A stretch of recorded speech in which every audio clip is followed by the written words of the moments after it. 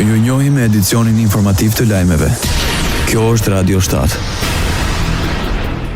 Qeveria e Maqedonisë së Veriut mbështet operacionin antinarkotik të SBA-ve në Venezuelë. Sipas kryeministrit Istria Mickoski, qeveria e tij qëndron për krah argumenteve dhe veprimeve të partnerit strategjik Shteteve të Bashkuara të Amerikës. I pyetur nga gazetarët nëse ajo që ndodhi në Venezuelë ishte në përputhje me të drejtën ndërkombëtare, Mickoski tha se komentin për këtë do t'ua lër ekspertëve të së drejtës ndërkombëtare.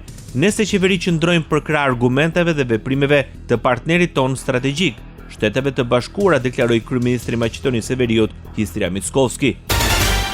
Ministria e Jashtme e Bullgarisë ka shprehur shqetësimet lidhur me zbatimin e planit francez në Maqedoninë e Veriut. Republika e Bullgarisë vëren me shqetësim tezat e fundit të autoriteteve në Shkup, të cilat sipas saj devijojnë ndjeshëm nga thelbi i konsensusit evropian të vitit 2022. Publikohet në faqen e internetit të Ministrisë së Jashtme të Bullgarisë. Nga Sofia kujtojnë se plani për të drejtat e komuniteteve është një hap që synon të ndjek hyrjen e bullgarëve në kushtetutën e Maqedonisë së Veriut, e cila është ende në vazhdim dhe që do t'u lejojë, siç thon ata, fqinjve të hapin negociatat e pranimit në Bashkimin Evropian. Qytetarët nga Kosova përfitojnë më së shumti asistencës sociale nga Shtetet e Bashkuara të Amerikës.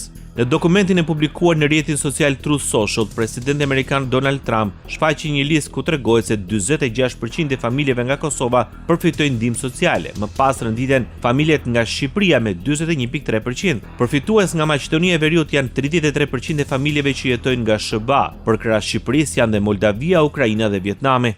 Radio 7, zëri pozitiv i qytetit. Kryeministri i detyrë dhe kryetari i Lëvizjes së Vendosjes Albin Kurti angazhohet për formimin e qeverisë së re me njëherë pas certifikimit të rezultateve të zgjedhjeve nga Komisioni Qendror Zgjedhor. Në intervistë për Kosova Press, Kurti tha se synimi është që sa më shpejt të konstituohet kuvendi i legjislaturës të 10, të zgjidhet kryesia e kuvendit dhe të formohet qeveria e re. Për Albin Kurti, në fillim vendimi më i rëndësishëm do të jetë miratimi i buxhetit për vitin 2026. Sipas tij, bashkëpunimi me partitë e tjera do të shihet shumë shpejt për shkak të marrëveshjeve ndërkombëtare urgjente. Ne se sa mund të kemi komunikim e bashkëpunim me partitë e tjera, do ta shohim shumë shpejt, sepse duhet të votojmë këtë marrëveshje ndërkombëtare. Pra shumë e rëndësishme që mos vonohemi më për 880 milion euro të planit të rritjes Bashkimit Evropian, ku 2/3 parafërsisht janë kredi, ndërkaq 1/3 janë grant. Ndërkaq në anën tjetër, gjithashtu i kemi edhe 9 milion euro prej Bankës Botërore mbështetje për buxhetin. I kemi edhe 20 milion euro të tjera për qerdhet për fëmijë dhe 20 milion euro të tjera për sistemin informativ shëndetësor.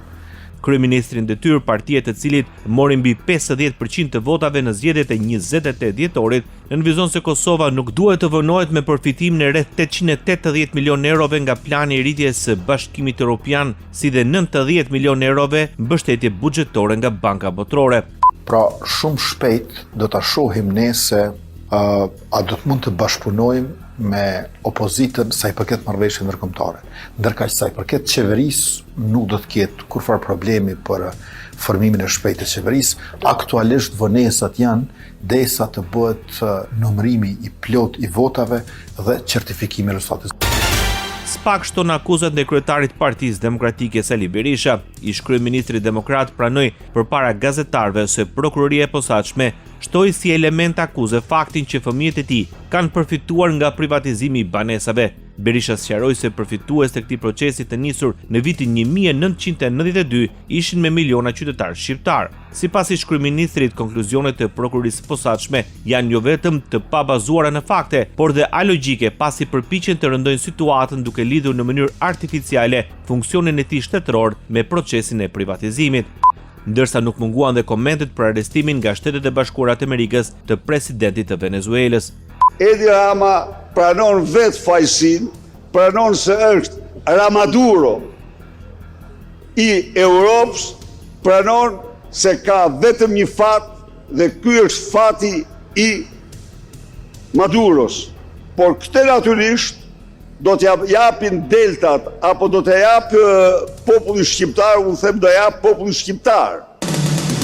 Ndoqët lajmet shkurt në Radio 7, zëri pozitiv i qytetit.